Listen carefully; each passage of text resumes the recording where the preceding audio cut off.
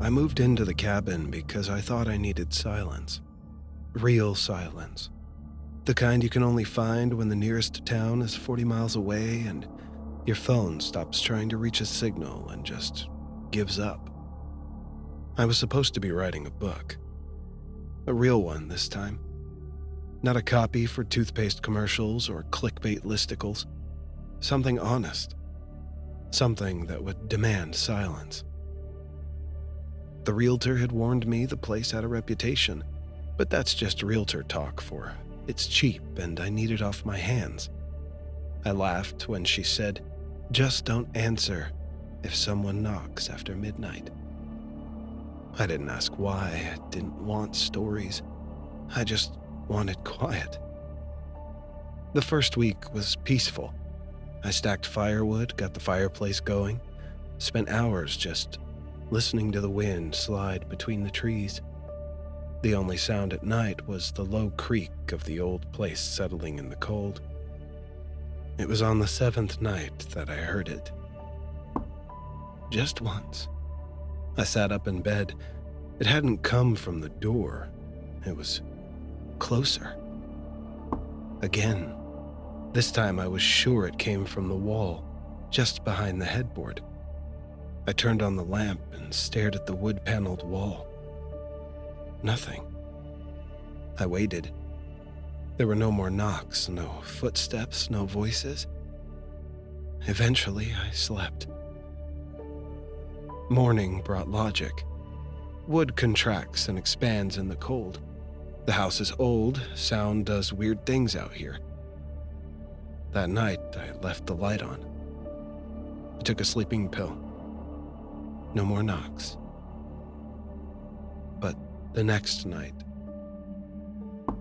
it came at exactly 12:03 a.m. I checked the time and waited.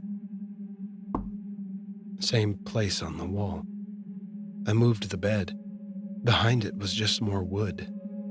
No marks, no loose panels, just the sound of wind again, rising like a warning. By the 10th night, I couldn't sleep. I sat in the armchair across from the bed, watching the wall like it owed me answers. 12:03 a.m. came. Who's there? Nothing. Hello? Silence. And then, this still chills me. There was a second knock. Fainter, lower down, like it was responding. I remembered what the realtor said. Don't answer. But I already had. I tried not to think about it. But the next night, I stayed up again. Same time. Then silence. I didn't speak. I didn't move.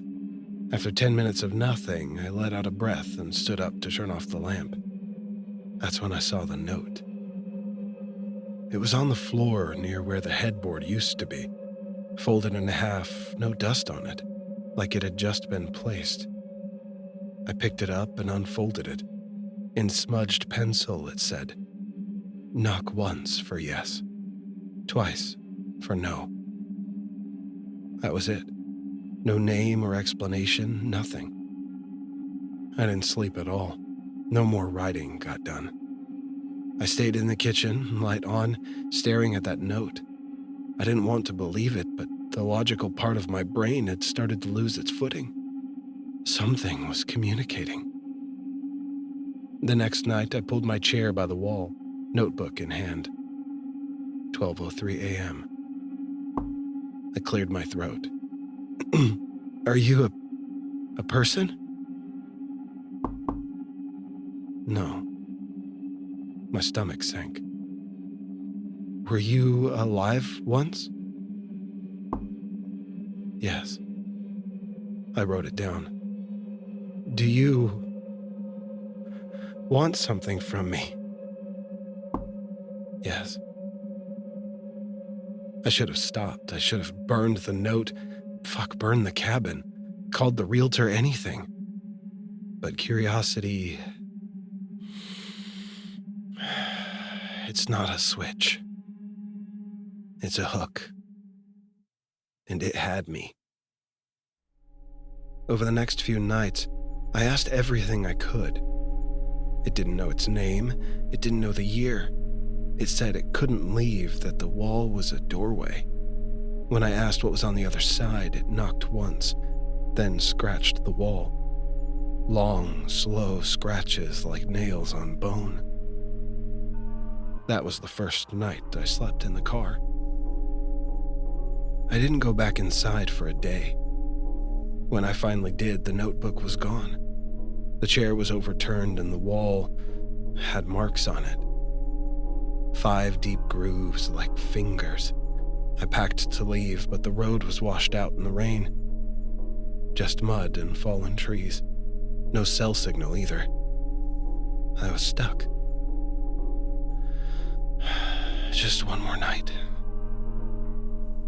I blocked the bedroom door and slept on the kitchen floor. 12:03 came. The sound had moved. It came from under the floorboards right beneath me, but I didn't respond. Then came a second knock, and then a third. It wasn't answering, it was counting. I ran.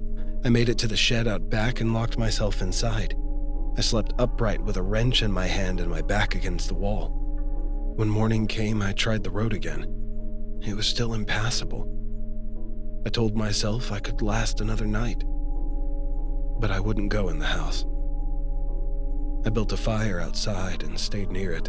I watched the windows and waited. 12:03 a.m. No knock. But the cabin door began to creak open, slow and deliberate. I had locked it. I know I did. Then came the knock. Not from the wall or not from the floor, but from the open doorway. Just one. I didn't move, I didn't speak, I didn't blink. And then slowly, something stepped into the doorway. I never saw a face, just the suggestion of one. A tall, thin figure with no light behind it, just darkness swallowing darkness. It raised a hand. Knuckles brushed the wood. I ran as fast as I could, through the trees until I hit the highway, and called for help. I never went back.